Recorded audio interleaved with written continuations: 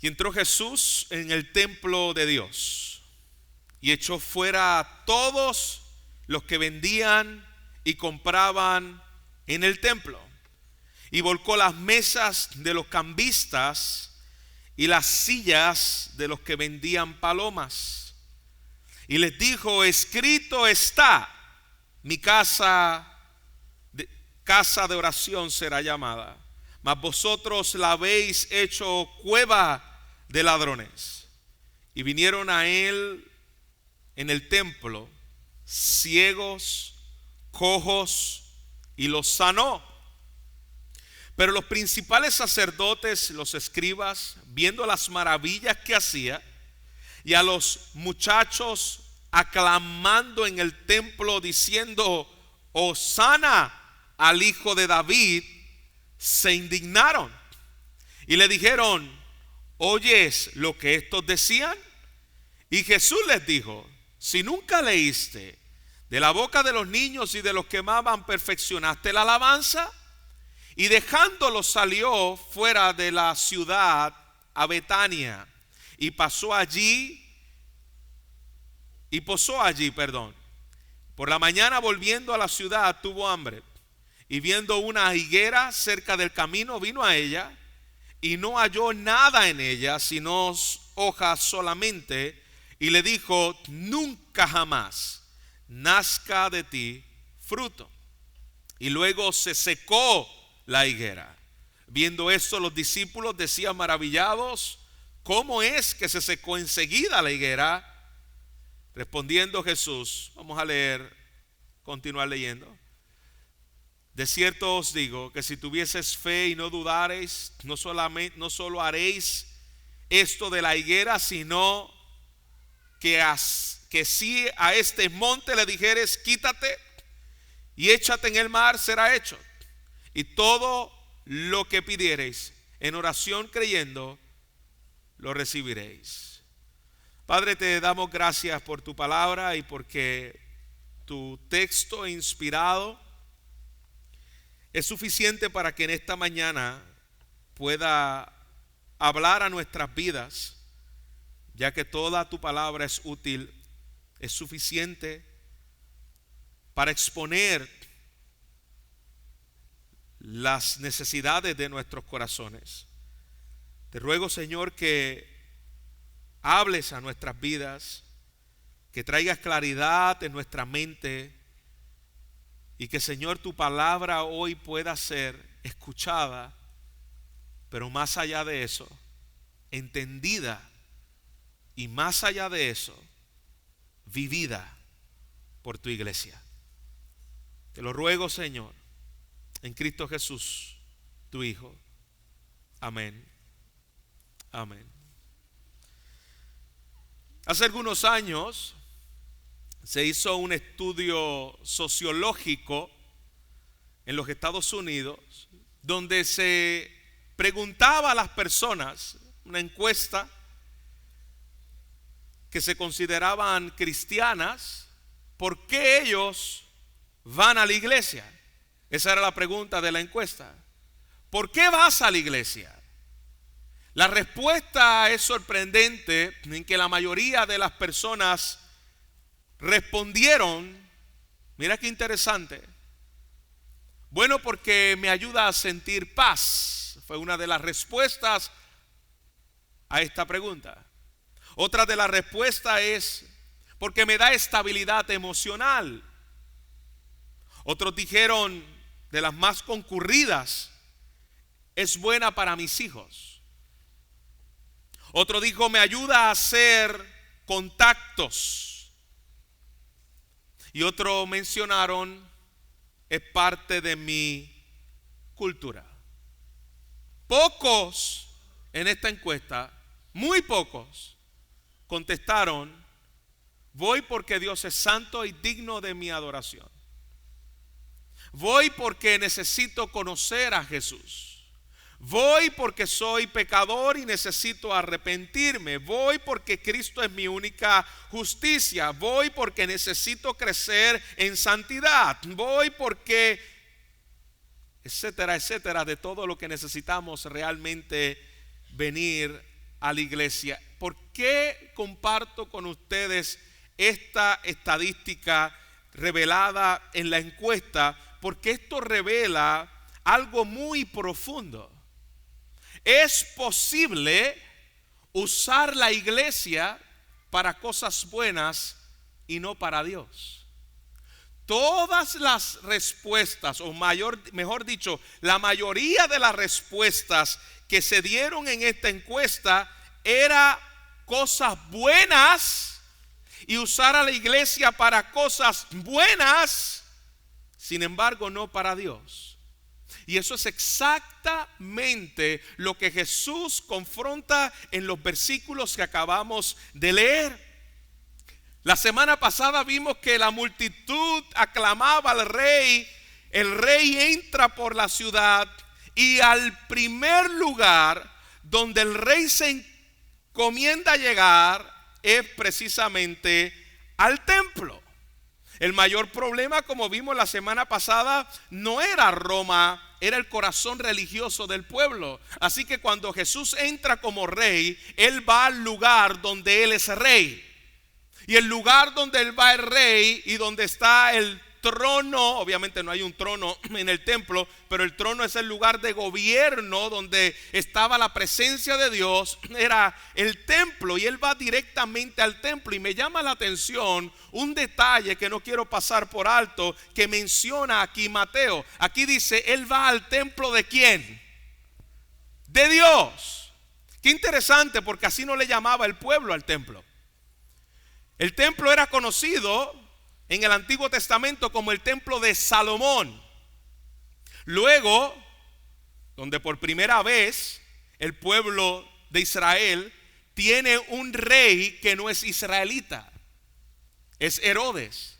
Herodes fue puesto por el Imperio Romano. Lo pone ahí como un tipo de gobernador en Puerto Rico, ¿no?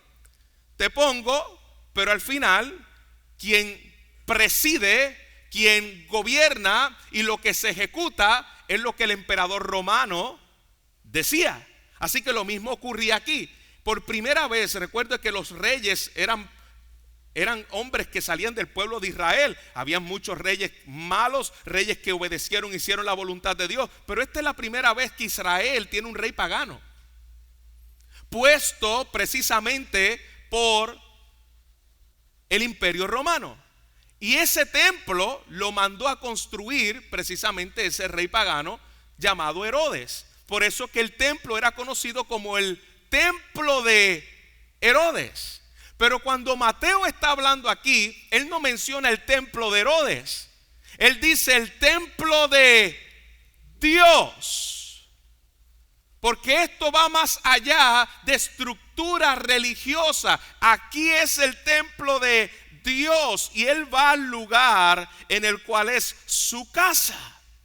Cristo no está aquí actuando de una manera airada, caprichosa, impulsiva, emocional y descontroladamente. Cristo está viniendo al templo de una forma santa, deliberada, justa, porque estaba en su última semana.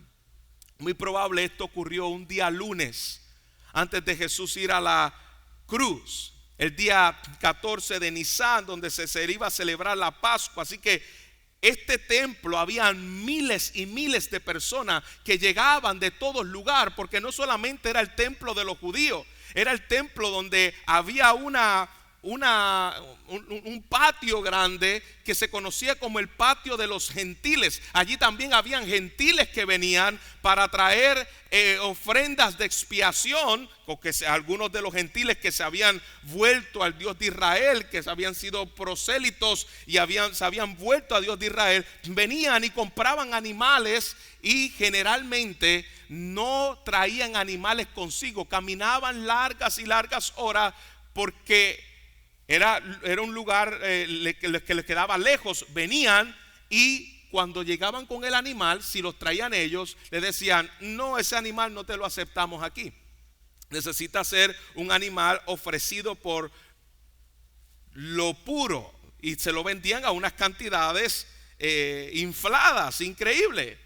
Pero ellos llegaban allí a ofrecer sus sacrificios, a pagar los impuestos al templo antes del día de la Pascua, en el cual se celebraba la fiesta más importante para el pueblo de Israel. Así que aquí estamos ante un sistema donde Jesús está entrando a su casa, está entrando a su templo y se encuentra allí con unos cambistas sentados. Cambistas son aquellos que cambiaban el dinero, vendedores de animales. Generalmente lo que se vendía allí eran palomas y corderos, y una mesa y sillas instaladas dentro del templo. Así estaba por lo menos lo que era el patio exterior, el patio de los gentiles. Y allí llegaban, como les mencioné, peregrinos de todas partes, traían monedas extranjeras, y el templo solamente aceptaba una moneda específica, que era el siclo. Se conocía como el siclo de Tiro, porque era la moneda más pura que se aceptaba en el templo. ¿Qué hacían los cambistas? Los cambistas lo que hacían era tomaban el 13% de comisión para cambiarlo. Yo te lo cambio con el 13% de comisión, y eso es usura disfrazada de religión, de santo. Y muchos preferían comprar el cordero en Jerusalén, porque yo no quiero viajar largas horas con un animal, así que no me es conveniente, y se traían a uno. Pero cuando llegaban allí tenía que ser inspeccionado. Entonces, después que traían el animal, lo miraban y decía: a esta paloma le falta una uña, a este cordero le falta un ojo, a este cordero le falta. Y comenzaban a buscar defectos en las ofrendas que daban. Los que tenían más dinero daban cordero, los pobres daban palomas, para parte de su ofrenda de expiación. Y eso era una explotación espiritual. El corazón religioso de aquel pueblo se había convertido en un centro de negocios. Pero Jesús entra en escena y llega y se encuentra con esto que les acabo de decir. Y las palabras que salen de la boca de Jesús es: mi casa de oración será llamada, mas vosotros la habéis convertido en una cueva de ladrones. Este lugar es un lugar que se supone que estén adorando mi nombre, se supone que estén reconociendo sus pecados y llevarlos en sacrificio, y ustedes lo han convertido en cueva de ladrones. Lo que está haciendo Jesús en todos estos textos que acabamos de leer son alusión al libro de Jeremías. No solo este que acabamos de leer, luego veremos el de la higuera, que es lo que dice también en Jeremías capítulo 24. Jesús está citando: mi casa será llamada casa de oración, mas ustedes lo han convertido en cueva de ladrones. Jeremías capítulo 7 versículo 4. El templo se había convertido en el tiempo de Jeremías en un talismán espiritual. Ellos vivían en pecado, pero luego iban al templo como un escondite espiritual. Jeremías 7:11. Es lo mismo que está ocurriendo aquí paralelamente en el templo donde Jesús está entrando. Ellos venían a adorar, y obviamente, hermano, yo sé que hay algunas personas que son nuevas y quiero hacer la aclaración. Cuando estamos hablando de templo, no estamos hablando de un lugar como este. Esto, lo más cercano a un lugar como este en el tiempo de Jesús, era una sinagoga donde se leía la escritura, se enseñaba. En el templo no se enseñaba la Biblia. Obviamente la Biblia todavía no estaba, pero no se enseñaba el rollo, no se enseñaba la Torá. En el templo era un lugar en el cual específicamente iban a recibir las ofrendas e intercesión por el pueblo. Y sí había gente alrededor, que habían rabinos que podían consultarse, pero el lugar de enseñanza era la sinagoga. Las sinagogas existieron cuando el templo de Salomón fue destruido. Comenzaron entonces a buscar cómo reunirse y construyeron los lugares que se llaman como la sinagoga. Así que cuando estamos hablando del templo, era el lugar de adoración donde se llevaba la la expiación, donde iba y entraba una vez al año el sacerdote, pero había un grupo de sacerdocio que cambiaba cada cierto tiempo, escogido por un grupo de sacerdotes que estaban permanentes. Cada año cambiaba el grupo de nuevos sacerdotes escogido por este clero sacerdotal, que era el clero corrupto que estaba dominando en aquella área en el templo. Así que lo que está diciendo Jesús es: cueva de ladrones delante de vuestros ojos esta casa. Está citando las palabras de Jeremías. Jesús está diciendo: ustedes, igual que en el tiempo de Jeremías, ustedes pecan, explotan, roban y luego vienen aquí a esconderse detrás de los ritos. ¿Y por qué le llama cueva de ladrones? Bueno, porque en Israel había muchas cuevas y cuando robaban se metían los ladrones dentro de esas cuevas para que no los encontraran. Jesús está diciendo: ustedes están utilizando mi templo como una cueva para esconder sus perversidades, para esconder su maldad, para esconder su pecado, para proteger tu conciencia y hacer que estás bien. Por eso Cristo reaccionó de la manera en que reaccionó, porque Dios es santo. Y como Dios es santo, la ira de Dios no es como la nuestra. Nuestra ira es impulsiva, caprichosa, egoísta, pero la ira de Dios es su santidad dirigida contra el pecado en aquel lugar. Y eso siempre Dios lo ha hecho. Lo podemos ver en el diluvio, es la expresión de la justa ira de Dios. Lo podemos ver en Sodoma y Gomorra, es la expresión de la justa ira de Dios. Lo podemos ver en la cruz, la ira de Dios cayendo sobre la persona de Cristo, porque Jesús no tolera que lo santo lo convertamos en profano. Es algo que Dios nunca va a tolerar. De manera que cuando Jesús llega allí, vuelca las mesas de los cambistas, aquellos que estaban usurando y explotando al pueblo por medio de estos pagos exagerados, y al ver cómo estaban escondiéndose y utilizando el templo para adorar. Yo no creo que el tema principal sea el cambio de monedas y la forma en que se lucraban, sino en cómo se escondían detrás del templo, cómo habían convertido aquel lugar que se supone fuera casa de oración, lo habían convertido en algo profano. Jesús como profeta, recuerda que Jesús es, uno de sus títulos es profeta, sacerdote y rey. En su función de profeta, Jesús está dándole una sentencia final al pueblo de Israel. Cuando Jesús viene al templo y volca las mesas, le está diciendo: esto que lo han convertido se va a acabar, llega a un fin. Y comienza a utilizar una ilustración. Así hacían los profetas. Los profetas hacían de manera ilustrada, física, lo que espiritualmente le iban a decir por medio del mensaje. Así que Jesús físicamente le muestra por medio de aquel acto lo que iba a ocurrir con el pueblo, pero no solamente lo deja ahí, lo hace de forma gráfica y trae una parábola viviente. Jesús maldice una higuera con hojas, pero sin fruto. Mire, ponga atención a esto, porque parece extraño hasta que entendemos el símbolo. Parece extraño hasta que Jesús revela lo que esto significa. El libro del Antiguo Testamento nos muestra en Jeremías capítulo 24, en Jeremías capítulo 8 versículo 13, en Oseas capítulo 9 versículo 10 y en Miqueas capítulo 7 versículo 1 a Israel como una higuera.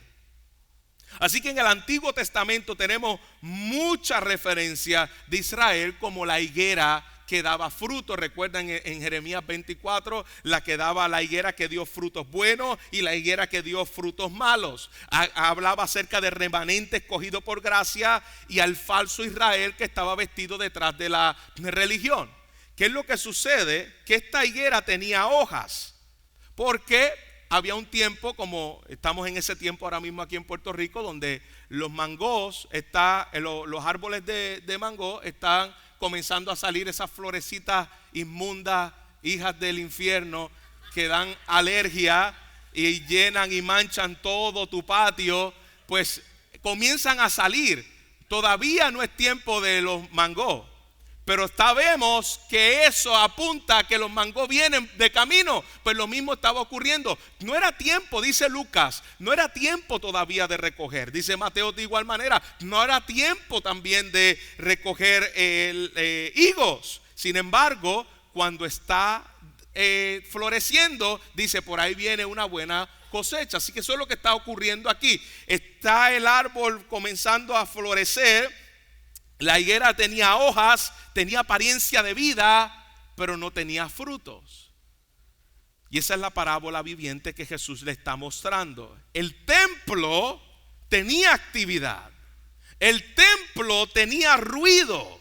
El templo tenía ritual. Habían sacerdotes moviéndose. Habían animales corriendo. Había expiación ocurriendo en ese lugar. Sin embargo, Jesús está ejecutando un juicio visible al pueblo de Israel y dice: ustedes, de la misma forma que el templo está ocurriendo, tienen una apariencia externa de piedad, pero carecen de fruto espiritual.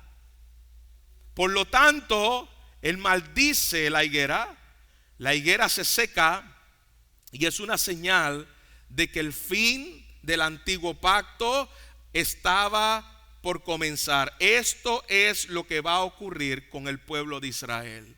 Ustedes me han dejado, ustedes han convertido mi casa en una cueva de ladrones y ritos estériles, y el rechazo oficial de Jesús por su parte al pueblo de Israel. Interesante porque dice, luego se fue. El versículo 17 dice: y dejándolos salió fuera de la ciudad a Betania y pasó allí. Esto no es algo que está ahí por estar. Cuando la presencia de Dios, recuerda el libro de Ezequiel, la presencia de Dios salió del templo, salió de la ciudad, e inmediatamente el juicio de Dios cayó sobre el pueblo de Dios en el tiempo de Ezequiel. Era una señal. Así, cuando Jesús está diciendo y salió hacia Betania, lo que Jesús está diciendo, lo que Mateo nos quiere enseñar es que la presencia de Dios había ido de ellos, el juicio de Dios y la sentencia ya estaba decretada. Ese es el traslado del reino a un pueblo que iba a producir fruto.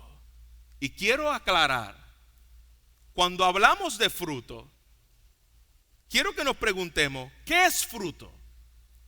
¿Qué es dar fruto? No es activismo religioso. Allí había mucho activismo religioso y Jesús no encontró fruto. Allí estaban haciendo muchas cosas. Fruto es transformación del corazón. Fruto es humildad, fruto es misericordia, fruto es justicia, fruto es amor sacrificial, fruto es gozo en el Espíritu Santo, fruto es mansedumbre producida por aquel que te ha transformado. Eso es fruto. Israel tenía hojas. ¿Y cómo se ven las hojas? Lenguaje cristiano. Israel tenía lenguaje cristiano, lenguaje religioso. Ministerio activo, esos son hojas. Israel estaba activo ministerialmente, había presencia constante, había flujo y movimiento constante, había actividad en la iglesia, pero no había fruto. Porque el fruto, hermanos, solamente lo produce la regeneración, la obra del nuevo nacimiento en una persona. Israel estaba aquí en la misma condición que se encontraba en representación de Israel la iglesia de Sardis en Apocalipsis capítulo 3 versículo 1. Yo conozco tus obras, que tienes nombre de que vives y estás muerto. Así estaba Israel. Esa era la higuera, tenía nombre, tenía hojas, era frondosa, pero no había fruto ninguno allí. Cuando los discípulos se preguntan, versículo 20 al versículo 22, y le dice, ellos estaban impactados. Se acaba de secar una hoja que estaba frondosa de hojas. Y se preguntaron, ¿cómo ocurrió? Y mira las palabras que les dice Jesús, porque cuando no leemos la Biblia en su contexto, tomamos un versículo como este para decir cosas que no tienen nada que ver con lo que Jesús quiso decir. ¿Cuántas veces hemos tomado un versículo como este, lo sacamos del contexto inmediato y lo malinterpretamos para decir, si tuvieras fe, le dirás a esa montaña, vete al otro lado y la podrás traspasar? Hermano, Jesús no está aquí dando una clase de fe. Jesús en el contexto no le dice, si tienes suficiente fe puedes hacer lo que quieras. Ese no es el punto. Jesús está diciéndole lo que le iba a ocurrir al pueblo de Israel. Jesús está dando una sentencia de juicio. Viene de limpiar el templo y de darle una parábola que era lo que representaba lo que él había hecho en el templo. Y Jesús le está diciendo, la fe verdadera confía plenamente en el poder y la autoridad de Dios. El mover montañas era una expresión hebraica, era un término judío en el cual puede decir, tú puedes mover esa montaña por medio de la fe. Es una terminología del pueblo hebreo. Así que el mover montañas, el contexto inmediato, lo que está diciendo aquí es que el juicio de Dios sobre un sistema religioso y vacío estaba por ocurrir. Y el contexto de la montaña es precisamente Jerusalén y su sistema religioso. Eso va a ser movido. Y confía en lo que Dios ha determinado, porque la fe verdadera no depende de un sistema religioso. La fe verdadera no depende de una estructura religiosa, depende de una revelación viva. No confíes en estructura, no pongas tu confianza en Herodes, no pongas tu confianza en este sistema. La fe no es solamente algo en el cual estaba diciéndole, tú dilo y lo vas a recibir. La fe aquí está hablando, confíen en el Mesías. Confíen en las palabras que Él ha establecido en la alineación con su reino y dependan del poder de Dios en la ejecución de sus propósitos. No en este sistema. Este sistema va a ser movido. Fe es confiar en su carácter. Fe es descansar en su autoridad. Fe es orar alineado a su voluntad. Como vimos la semana pasada. Fe no es, Señor, haz lo que yo quiero. Fe es, Señor, haz lo que tú quieres, aunque me incomode. Eso es fe. Jesús le está diciendo, si tuvieses fe y confiase, tú vas a decir a este monte, quítate y será echado en el mar.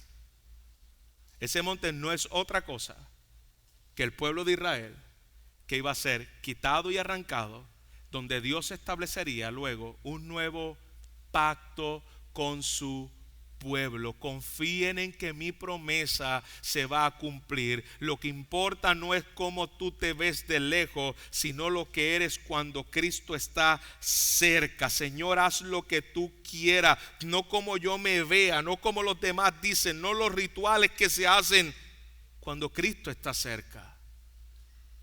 ¿Cómo te ves? A manera de aplicación, iglesia, podemos ser culpables de lo mismo que el pueblo de Israel estaba atravesando. Cuando nosotros leemos la palabra en 1 Corintios capítulo 3 versículo 16, dice, ¿no sabéis que vosotros sois templo de Dios? El templo de Dios no es este edificio. El templo de Dios es la iglesia que se reúne en este edificio. Aquí se reúne el templo de Dios. El templo de Dios es su pueblo. Así que, hermanos, escúchenme bien. Hoy Jesús sigue limpiando su templo.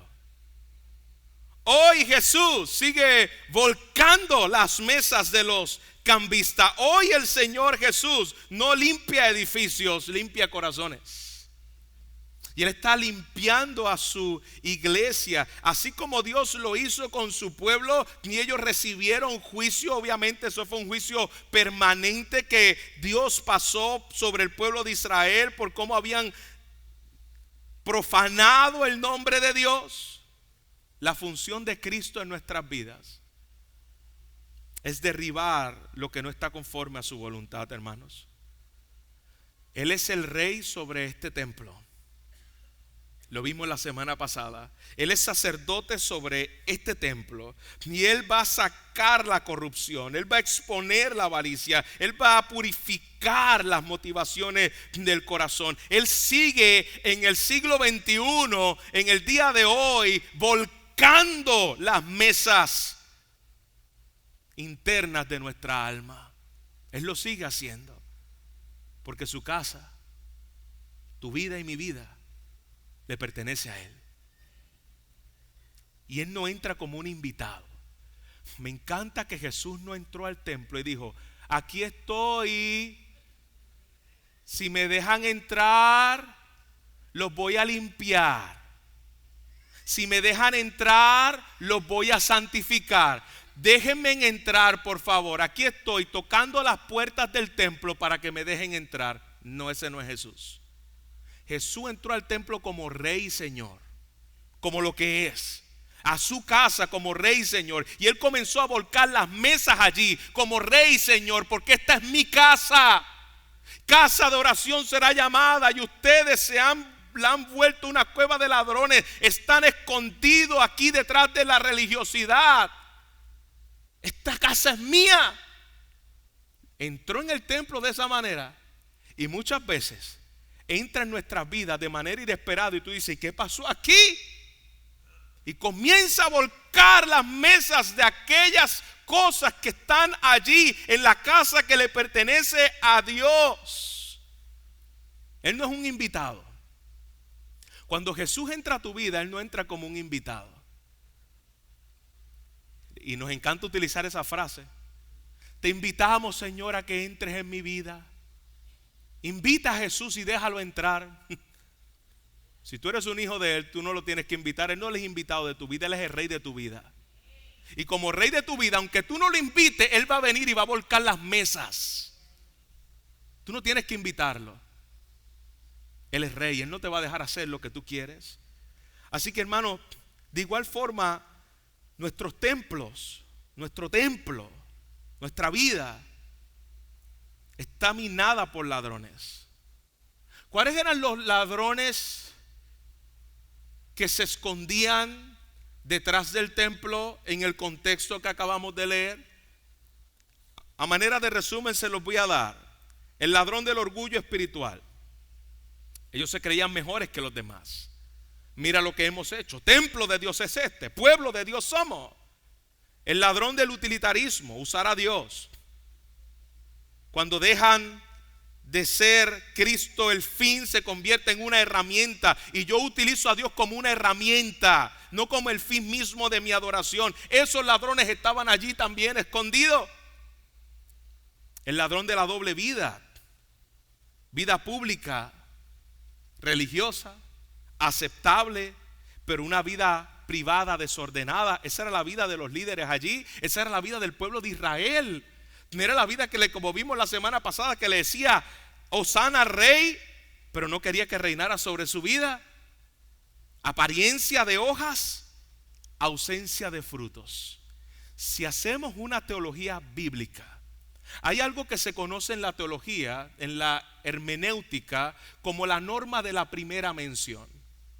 Cuando usted escucha la higuera y Dios le llama al pueblo de Israel que es una higuera, y que Jesús está maldiciendo la higuera, donde por primera vez podemos ver en la Biblia que aparece la palabra higuera. No era en Jeremías, porque ya en Jeremías Israel era conocido como una higuera. No era en Osea, porque ya en Osea Israel era conocido como una higuera. ¿Por qué Israel se le conoce como higuera? ¿Quién fue la primera persona que pecó? Adán? ¿De qué se vistió Adán cuando él pecó? Hojas de higuera. ¿Qué representaba la higuera?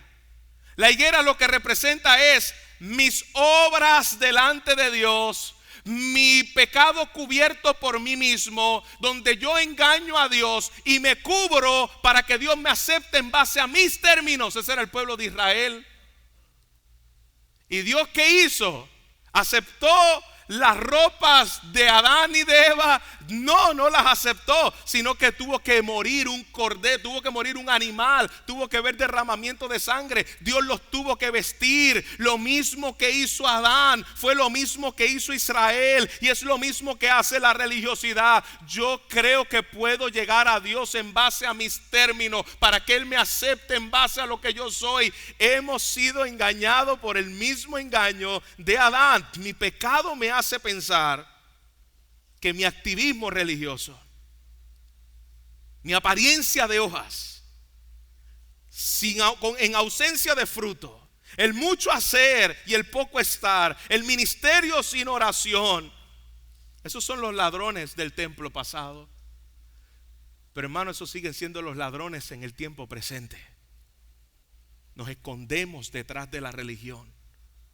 Nos escondemos detrás de las hojas de higuera. Mira lo que yo estoy haciendo y de alguna forma Dios me va a aceptar porque mira todo lo que yo hago. Nos escondemos detrás de eso.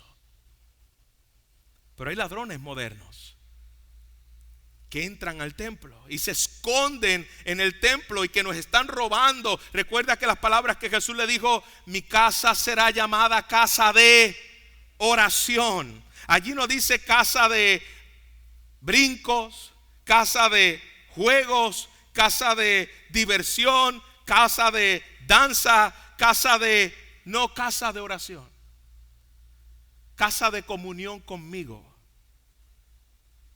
Y entonces, si estos son ladrones que se esconden, ¿de qué me están robando? Me están robando de mi comunión única de adoración para con Dios.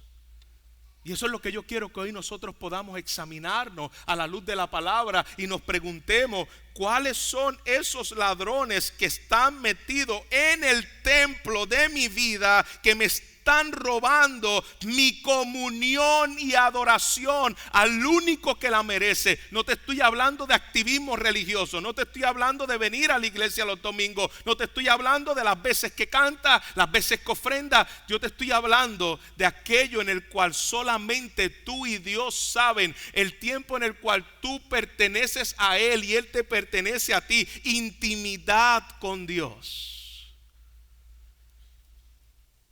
El ladrón de la distracción constante que ha minado nuestros templos. Cuando hablo de templo, es tu vida. Despertamos y lo primero que hacemos es mirar el celular. Notificaciones que interrumpen continuamente mi tiempo devocional con Dios. Puedo pasar horas en las redes sociales, 5 minutos y cuidado de oración, revisando mi teléfono mientras oro. Iglesia, esos son ladrones de tu adoración a Dios, de tu comunión con Dios, que tú y yo tenemos que revisar continuamente, porque el ladrón viene muy encubierto. El ladrón viene muy sutil, no parece algo grave, pero roba el silencio. Roba mi concentración con Dios. Roba mi hambre espiritual. El templo está lleno de ruido, pero allí no había solemnidad. Allí no había quietud. Allí no había comunión con Dios. El ladrón del entretenimiento sin límite. No es que ver algo sea pecado, pero cuando yo necesito un estímulo constante, cuando yo no tolero el silencio en la presencia de Dios y yo paso horas consumiendo contenido y te cuesta permanecer quieto en la presencia de Dios y tengo mi mente ocupada, una mente ocupada no puede meditar en su palabra. Y nuestros templos están llenos de una mente ocupada por cosas que me está quitando mi comunión con Dios. Ojo, hermanos. Eso es algo que yo tengo que continuamente evaluar, porque puedo detectar, esto es un ladrón que se está escondiendo aquí. Lo puedo detectar, en un tiempo dado lo pude detectar, es decir, en los juegos de baloncesto. Cuidado, ver baloncesto está mal, no, pero cuidado de que tu corazón esté afanado y te roba mi tiempo conmigo. No es pecado ver un juego. Eso lo podemos ver con series de televisión, que me está robando mi tiempo con Dios. Mi mente está ocupada y no puede meditar en la palabra. Son ladrones secretos, pequeñas indulgencias repetitivas, curiosidad que me lleva al lo pecaminoso, pensamientos alineados, pero no con su palabra, sino con una constante necesidad de búsqueda fuera de Dios. El ladrón del trabajo excesivo, workaholic, se manifiesta cuando no tengo tiempo para orar. Después, yo leo la Biblia después, siempre estoy ocupado, nunca disponible para Dios, y el ministerio reemplaza la comunión. Yo prediqué el sábado, ayer fue, no, el viernes prediqué en Arecibo, y le decía a los hermanos y los pastores que estaban allí, uno de los peligros más grandes de un pastor y el más obviado es que una de las cosas que más te aleja de Dios es el ministerio para Dios y tu servicio a Dios. Y tú dices, ¿y cómo? Sí, y algo que les recuerdo cuando ordenamos a los pastores: cuidado de que tu ministerio te aleje de Jesús. Cuidado de que tu servicio a Jesús te aleje de Él, porque tú puedes estar haciendo muchas cosas en el templo, pero no estar adorando conforme a la voluntad de Dios. Y hay cosas que hay que decirles que no, porque tenemos que pasar tiempo con Jesús. Y una de las cosas que Dios ha estado trabajando conmigo al finalizar del año pasado y comenzando este nuevo año, es a comenzar a decir que no a muchas cosas. Porque el ministerio me puede robar mi tiempo con Jesús. Y pastor, espérate, ¿cómo? Sí, porque servicio a Dios no significa servir mucho. Aquí ellos estaban sirviendo mucho, pero no tenían comunión con Dios. Mi casa de oración será llamada, y ustedes la han convertido en una cueva de actividades. Ustedes la han convertido en muchas cosas que están robando su tiempo conmigo. Esa es la prioridad. Y evaluar constantemente qué Dios te está mostrando en los ladrones que están tomando tu lugar. El trabajo no es malo, pero cuando tu identidad depende de producir, el trabajo se vuelve tu ídolo. Servicio sin intimidad es lo peor que puede ocurrir a un cristiano genuino. Servir sin intimidad con Dios. Nos volvemos huecos, nos volvemos vacíos, nos volvemos sin capacidad de poder mostrarle a Cristo a otro. ¿Y qué es lo que hacen estos ladrones? Fíjate bien, no destruyen el templo.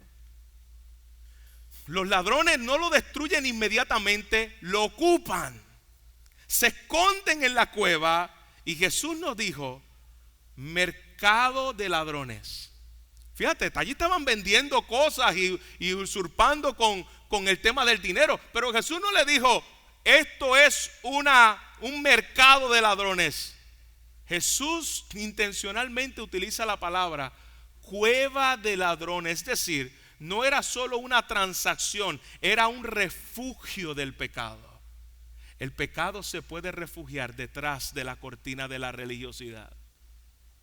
Allí estaban refugiados todos ellos.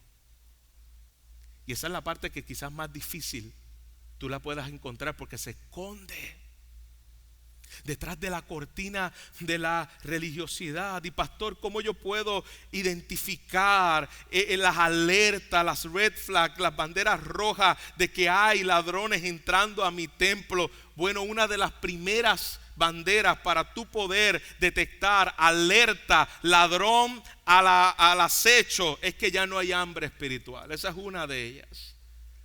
La oración se siente pesada. La palabra ya no impacta mi vida como lo hacía antes. Siempre estoy demasiado ocupado haciendo algo. El ladrón comienza a ocupar tu mente. Y una buena forma de poder buscar los ladrones. Me contaba mi hermana Nilda ahora en la mañana que una de las vecinas de ella que viene aquí, estaba la puerta cerrada, nadie sabía de ella. Tuvieron que romper una ventana para entrar. Allí fue la policía, fue investigación, el 66C, no encontraban en ninguna parte. En ningún lado encontraban a la mujer, a la hermana que viene aquí. Bueno, a la que viene aquí. Al otro día, ella estaba escondida en el closet. No la encontraron, nadie la encontró. Estaba en el closet escondida. Bueno, o no buscaron bien o se escondió súper bien. ¿Y por qué le estoy diciendo esto? Porque así son los ladrones que minan mi relación con Dios, que se esconden detrás de una cortina muy suspicaz. La religión, la iglesia, mi servicio. Pero pregúntate, iglesia, preguntémonos. Si alguien puede revisar mi historial de tiempo esta semana, ¿qué adoraste más? ¿En qué estaba tu mente pensando más en esta semana?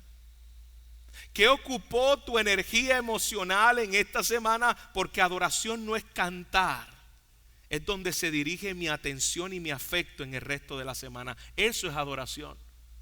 Eso es lo que realmente yo estoy adorando. ¿Dónde se dirige mi atención y mi afecto? Cuando Jesús limpia a esos ladrones, lo vemos en este texto. Jesús entra, volca las mesas. Cuidado de querer defenderte cuando Jesús comienza a volcar las mesas de tu vida. ¿Y cómo Jesús vuelca las mesas de nuestra vida? Él expone tus motivaciones y las mías. Permitir crisis que revelan el corazón, eso es Cristo volcando las mesas de nuestra vida. Esa crisis no está allí porque está. Es que Cristo está entrando en tu templo, está volcando ladrones que se han metido a robarte tu vida, tu comunión con el Señor. Él vuelca nuestras vidas cuando nos confronta con su palabra semana tras semana, día tras día. Él vuelca las mesas de nuestras vidas cuando Él nos muestra su santidad. ¿Qué hacer cuando Jesús entre? ¿Qué hacer? Confesar su nombre. Confiesa el nombre específico del ladrón. Señor, mi celular gobierna mi vida. Señor, las series de televisión gobiernan mi vida. Señor, esta área en particular gobierna mi vida. Póngale el nombre y confiésalo, porque Dios no perdona errores. Dios perdona pecados. Y hasta que tú no nombres ese pecado, seguirá escondido, porque el ídolo pierde poder cuando tú te arrepientes. Ya no tiene poder sobre ti. Ya no te puede dominar. Porque es un pecado confesado.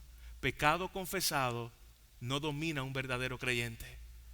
Ladrones ocultos en el templo de Dios son los que hacen que el Señor tenga que venir y volcar las mesas de nuestro corazón. Señor, estoy usando el ministerio para sentirme importante. Ladrones, Señor, estoy alimentando mis pensamientos impuros. Ladrones, y no solamente arrepiéntete de ellos, sino sustitúyelos.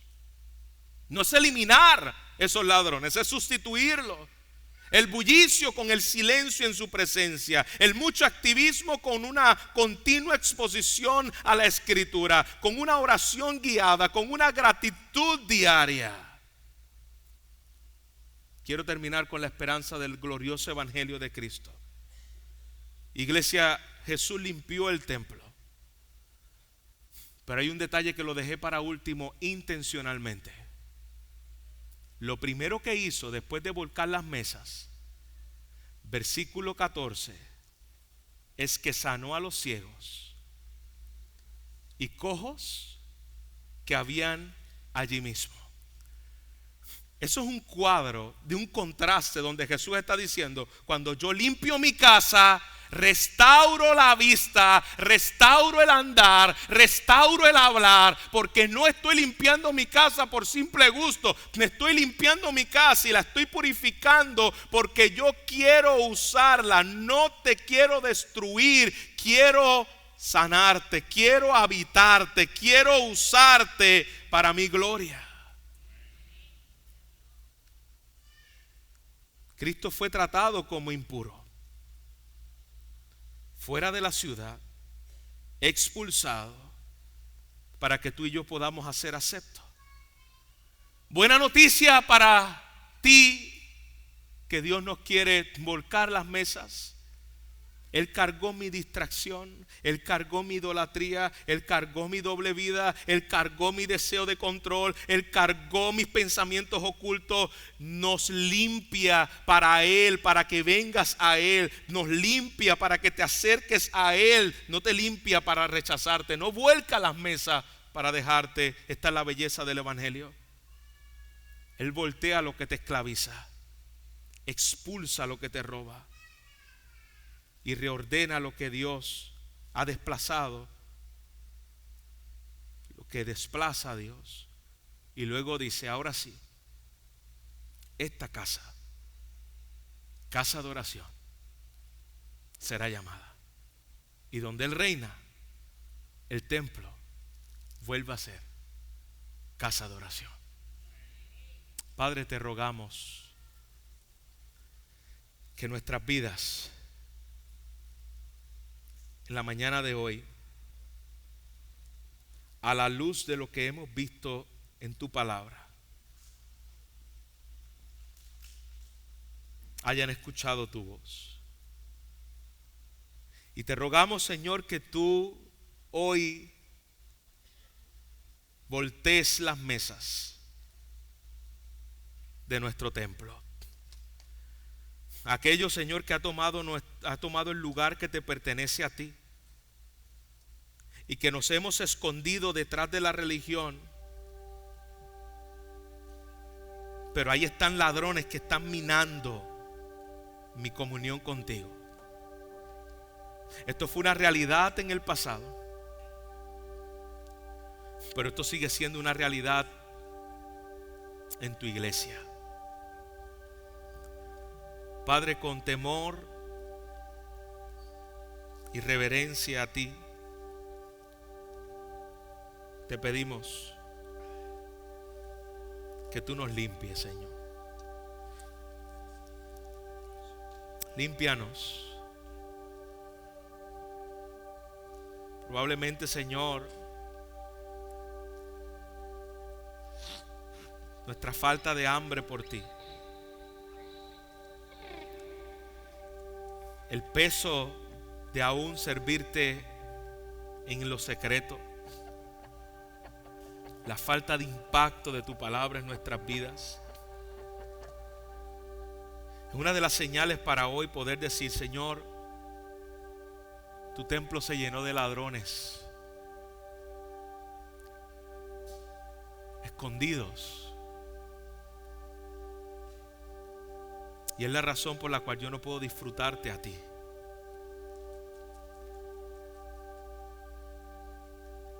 Se ha vuelto un refugio de pecado cuando se supone que sea una casa que te adore, que te ame, que te desee. Pero, Señor, estas cosas están ocupando mi energía, mis pensamientos, aunque sigo cantando los domingos y aunque sigo llegando a la iglesia en la semana. Señor, expon las motivaciones de nuestro corazón. Y, Señor, tú lo haces con crisis inesperada. Tú lo haces como lo has hecho en el día de hoy, por la predicación de tu palabra. Padre, perdónanos que nada ocupe más el espacio de nuestro corazón que tú. No queremos usarte a ti. Hay una diferencia entre usarte, Dios, y adorarte. Aquella gente en el templo estaban usándote a ti, pero no te estaban adorando. Señor, no queremos caer ahí. Hay cosas que necesitan ser volcadas hoy. Límpianos, Señor. Límpianos.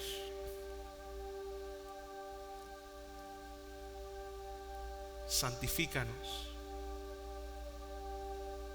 Expon lo que solo tú conoces. La gente podía mirar el templo por fuera y decir: wow, allí se está adorando a Dios. Pero sus corazones estaban llenos de avaricia, de falsedad, de hipocresía, de religión. Gracias, Señor, porque no limpiaste el templo para que tú vengas. Tú vienes a limpiarlo. No lo limpiamos para que tú nos aceptes. Por cuanto somos tuyos, nos limpias y volteas todo lo que no te pertenece a ti. Te lo pedimos, Señor, en Cristo Jesús, tu Hijo. Amén.